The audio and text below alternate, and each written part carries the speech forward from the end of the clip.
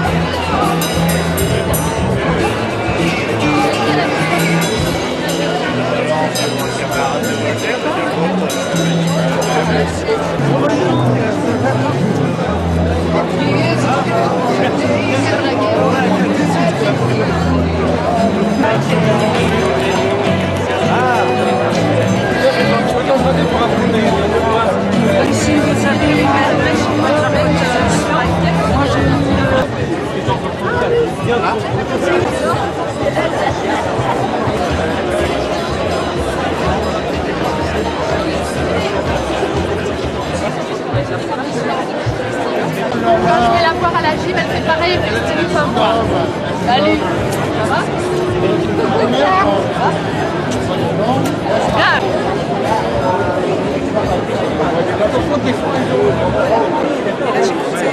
Ah, moi je peux aller les voir ce mois-ci.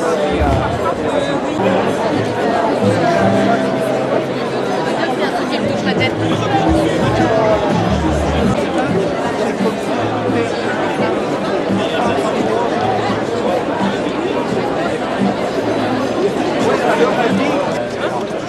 Ce matin, nous nous sommes rassemblés devant les mairies de 25 villes. Nous avons remis le rapport du GIEC au maire. Et ce n'est que le début. T'en veux Nous pas ne les lâcherons pas.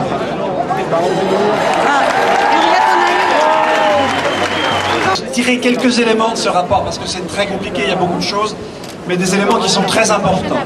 Le premier, ce qui nous est demandé, c'est à l'échelle mondiale de réduire dans les 10 ans de 45% nos émissions de gaz à effet de serre.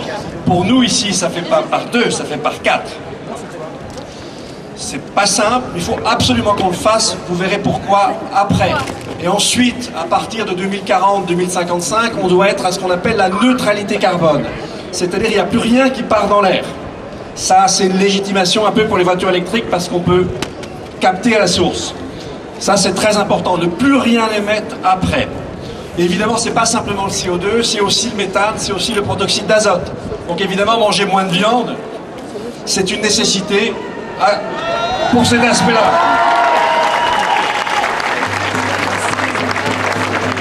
Ensuite, et je dirais que c'est presque le message clé que j'ai envie de vous faire passer, plus on est déterminé dans les années qui viennent, et moins on va confier notre destin à des docteurs fol-amour.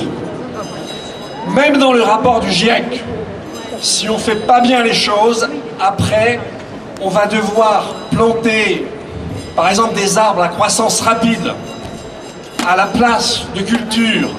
Et des arbres à croissance rapide, vous avez vu ce que ça donne en Suède quand il fait chaud. Et c'est pas génial pour la biodiversité. N'oubliez pas qu'il ne faut jamais distinguer biodiversité et climat. Le climat, ça n'est jamais que les conditions optimales d'existence pour les espèces qui vivent sur Terre, dont la nôtre. Alors comme on a déjà commencé par flinguer le vivant, il faudrait peut-être qu'on arrête, ça serait dans le bon ordre. Et le faire dans la bienveillance, avec un esprit de solidarité. La première, ça a été l'interpellation par les victimes du changement climatique, en particulier les Philippins, quand ils ont eu le typhon Haiyan en 2013. Donc d'abord ça a touché au cœur, et tout ce que pouvaient dire les experts n'était pas tellement écouté tant qu'il n'y a pas des personnes qui ont apporté leur expérience. Bonjour à tous, merci pour cette présentation.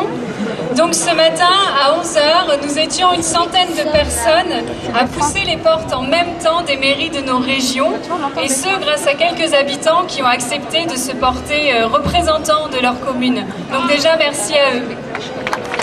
Alors, 25 maires en tout ont été invités à nous recevoir ce matin. Je cite la liste des communes qui ont été invitées.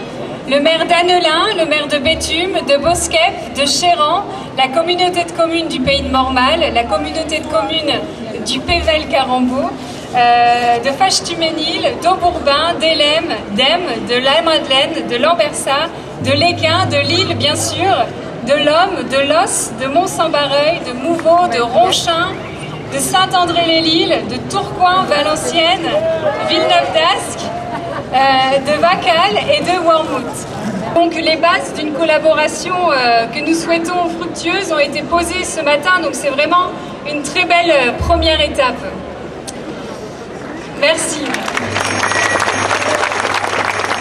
C'est les notions aussi qui ont motivé la décision du juge des référés au tribunal administratif de Lille le 5 octobre dernier, qui a suspendu, stoppé, bloqué pour quelques années encore le projet de la ZAC Saint-Sauveur à Lille. D'intérêt général du projet n'est pas démontré.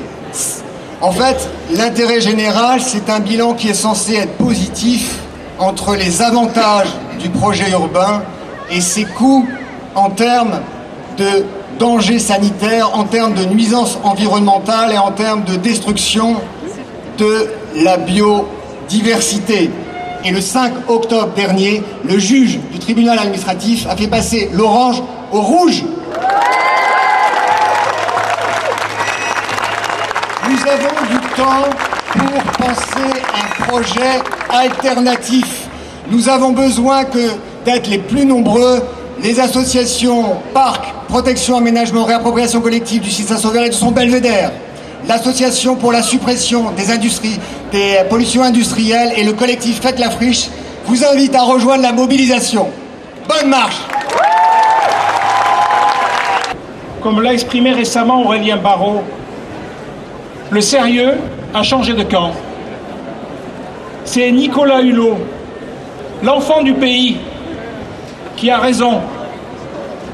Et il est temps, nous citoyens, de nous organiser pour aider nos dirigeants à revenir, eux aussi, dans ce cercle de la raison. La raison, une autre société ne demande qu'à naître des impasses actuelles. Puisque c'est l'objectif de ce collectif de mettre la pression sur ceux qui décident. Et ceux qui décident sont aussi les banques. Que font-elles de notre argent? Ce matin se tenait encore une action non violente. Et Simon vient nous expliquer un peu ce qui s'est passé ce matin dans une banque, en face de la banque, à Lille. Simon. Bonjour à tous.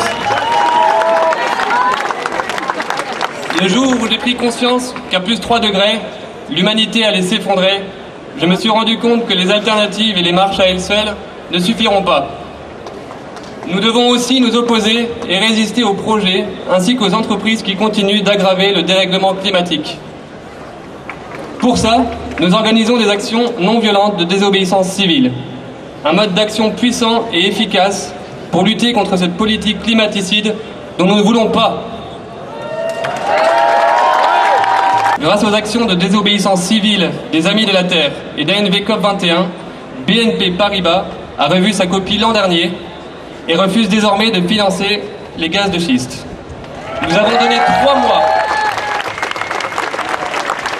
Nous avons donné 3 mois à la Société Générale pour faire de même. Il y a une vingtaine d'années, souvenez-vous, c'était l'époque où le Conseil régional était un peu à la hauteur des enjeux climatiques, ce qui n'est plus le cas du tout aujourd'hui. C'est du législatif, c'est du réglementaire, c'est faire plier les puissances financières. Et donc, il nous faut constituer un lobby puissant. Pour que ce lobby soit puissant, il y a un certain nombre de conditions. Nous pensons qu'il faut que notre mouvement, le collectif Ensemble pour le climat Hauts-de-France, soit mieux structuré, que des représentants de territoire, que des représentants de thématiques liées au climat mènent le combat. Bonjour à tous qui êtes réunis aujourd'hui pour le climat. Alors j'ai une question à vous poser. Est-ce que vous aimez les abeilles? Est-ce que vous aimez aussi les alouettes, la bonne santé des enfants et les coquelicots dans les champs? Alors vous le savez, toutes ces choses si belles et si bonnes sont menacées de disparition imminente à cause des ravages des pesticides de synthèse. Mais savez-vous aussi que l'agriculture en France contribue à 20% des émissions de gaz à effet de serre. Et que, si l'on rapporte ces émissions à l'hectare cultivé, l'agriculture biologique est moins émettrice de gaz à effet de serre que l'agriculture conventionnelle. Le premier de chaque mois à 18h30, gageons que oui, nous serons des millions à exiger de nos gouvernements l'interdiction de tous les pesticides de synthèse. Oui, nous exigeons protection. Rendez-nous la bonne santé. Rendez-nous la magie du monde. Rendez-nous les coquelicots. Partout en France, aujourd'hui, près de 80 événements sont organisés. Donc dans toutes les grandes villes, nous nous sommes coordonnés, nous sommes une mobilisation citoyenne, nous utilisons les réseaux sociaux, nous avons un groupe Facebook, nous avons des réseaux, des outils sur Internet qui nous permettent, nous citoyens, de nous organiser pour faire pression sur les politiques. Donc aujourd'hui, en Belgique et aussi dans d'autres villes à l'international, se créent aussi des événements. Donc moi je voulais vous passer ce signal qu'on n'est pas tout seul, partout une mobilisation citoyenne est en train de se mettre en place, nous sommes prêts à nous organiser pour exiger des décideurs qu'il se passe enfin quelque chose. Donc nous n'allons pas nous laisser faire et le collectif, en tout cas il est encore temps, est là pour coordonner tous les volontaires, donc n'hésitez pas à rejoindre le mouvement, nous serons là pour vous accueillir. Voilà, je vous remercie de votre attention et bonne marche à tous. Il n'y a que les champions qui passent dans les médias, à qui on dit regardez, ils savent s'applaudir, ils sont champions. Est-ce qu'on est des champions pour le climat? Alors, levez les bras, tous les bras, et c'est parti!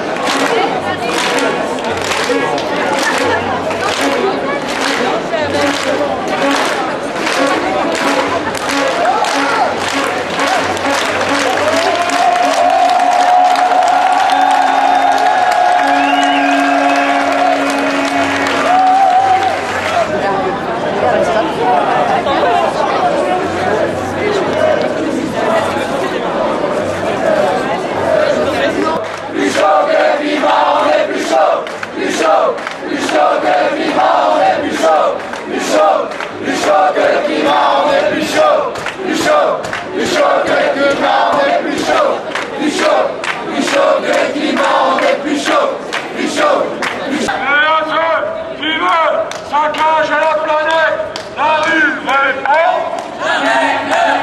C'est ceux qui veulent saccage à la planète, la rue répond. Encore encore, encore une fois.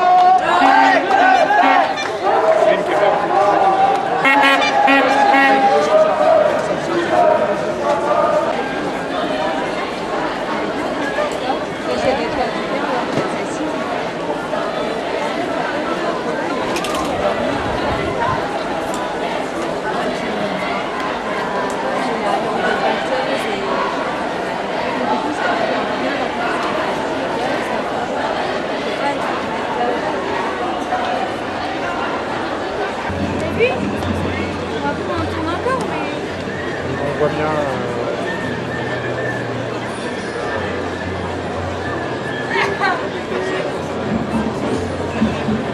On va voir avoir des mouvements là-bas.